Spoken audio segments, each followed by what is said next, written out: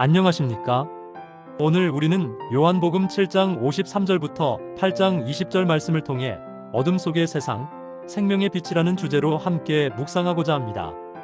초막절 축제가 끝나고 사람들은 각자의 집으로 돌아갔지만 예수님께서는 감람산에서 깊은 밤을 보내시고 다시 성전으로 향하십니다. 어둠이 완전히 거치지 않은 새벽, 율법과 은혜가 충돌하는 극적인 사건이 이제 막 시작되려 합니다. 지난 일주일간 예루살렘을 환하게 비추던 초막절의 거대한 등불은 이제 모두 꺼졌습니다. 화려했던 종교적 열기는 식었고 성전은 다시 차가운 돌 건물로 변했습니다. 바로 그 적막하고 고요한 현장에 참된 성전이신 예수님께서 백성들을 가르치기 위해 조용히 자리에 앉으십니다. 예수님의 말씀이 선포되던 평화로운 그 자리에 갑자기 거친 고함 소리가 들려옵니다. 서기관들과 바리새인들이 간음 현장에서 붙잡힌 한 여인을 끌고 온 것입니다. 그들의 손에는 율법책이 들려 있었지만 마음속에는 정죄의 칼날이 번뜩였습니다. 이것은 정의로운 재판을 위함이 아니라 예수님을 올가미에 빠뜨리려는 치밀한 사냥에 가까웠습니다. 그들은 예수님께 이렇게 묻습니다. 모세는 율법에 이러한 여인을 돌로 쳐 죽이라고 명하였는데 당신은 어떻게 말하겠습니까? 이 질문은 교묘한 함정이었습니다. 만약 예수님께서 여인을 살려주라고 한다면 모세의 율법을 어기는 자가 되는 것이고, 만약 죽이라고 한다면 로마법을 어기는 동시에 당신의 사랑의 가르침을 부정하는 모순에 빠지게 됩니다. 남자는 도망치고 여자만 끌려온 이 현장은 결코 정의를 구현하기 위한 것이 아니었으며 예수를 고발하기 위한 치밀한 덫이었습니다. 예수님께서는 그들의 비난과 함정 앞에서 섣불리 변론하는 대신 몸을 굽혀 땅에 무언가를 쓰기 시작하십니다. 이 침묵은 성급한 정죄를 멈추게 하는 강력한 브레이크가 되었습니다. 마치 시내산에서 모세가 돌판에 율법을 새기듯 땅에 글을 쓰시는 그분의 손가락은 소란스럽게 고함치던 군중들의 양심을 비추는 거울이 되었습니다. 그리고 예수님께서는 조용히 말씀하십니다. 너희 중에 죄 없는 자가 먼저 돌로 치라. 예수님은 여인의 죄를 부정하지 않으셨습니다. 대신 심판자의 자격을 물으셨습니다. 이 한마디 말씀은 타인을 향해 뻗어있던 그들의 손가락을 자신의 내면으로 돌이키게 만들었습니다.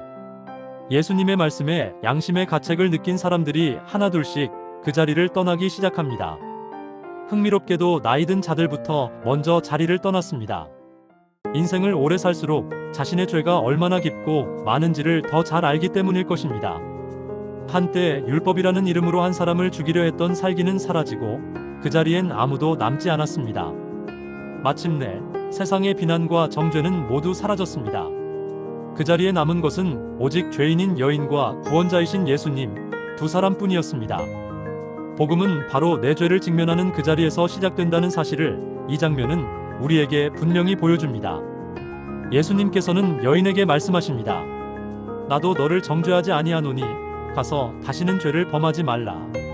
이 말씀에는 두 가지 중요한 의미가 담겨 있습니다. 첫째는 은혜입니다. 예수님은 여인의 과거의 죄를 묻지 않으셨습니다. 둘째는 명령입니다. 죄와의 완전한 결별을 선포하셨습니다. 예수님의 용서는 단순히 죄를 덮어두는 천이 아니라 죄를 끊어내고 새로운 삶을 시작하게 하는 능력임을 우리는 깨달아야 합니다. 초막절의 화려한 등불은 꺼졌지만 예수님께서는 영원한 빛을 선포하십니다. 나는 세상의 빛이니 나를 따르는 자는 어둠에 다니지 아니하고 생명의 빛을 얻으리라. 이 빛은 사람을 정죄하여 부끄럽게 하는 빛이 아닙니다. 이 빛은 길을 잃고 헤매는 자들을 살리는 치유와 구원의 빛입니다. 바리새인들은 예수님의 빛이라는 선언을 두고 논쟁하며 증거를 요구했습니다. 그러나 빛은 분석의 대상이 아닙니다.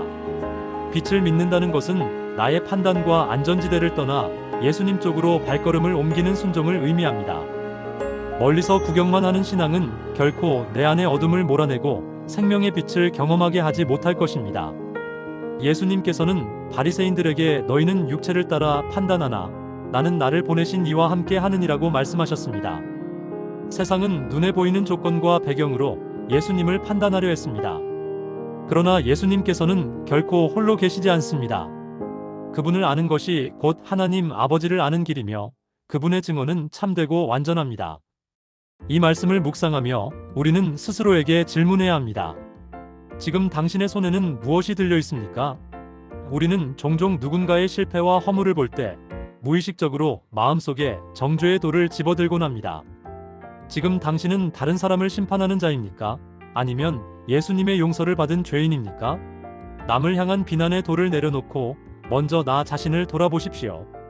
그것이 바로 은혜 받은 자의 합당한 태도입니다. 예수님은 우리를 심판하기 위해 이 땅에 오신 것이 아닙니다. 우리를 죄와 어둠 속에서 건져내어 생명의 빛 가운데로 인도하기 위해 오셨습니다.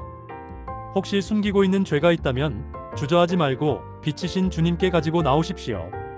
다시는 죄를 범하지 말라는 예수님의 말씀은 우리를 올가매는 율법이 아니라 죄에서 자유케 하는 사랑의 초청임을 기억하시기 바랍니다. 함께 기도하시겠습니다. 주님, 제 손에 들린 교만과 정죄의 돌을 내려놓습니다. 저를 정죄하지 않으시고 새 기회를 주신 은혜에 감사하며 이제는 어둠을 떠나 생명의 빛을 따르게 하옵소서. 아멘.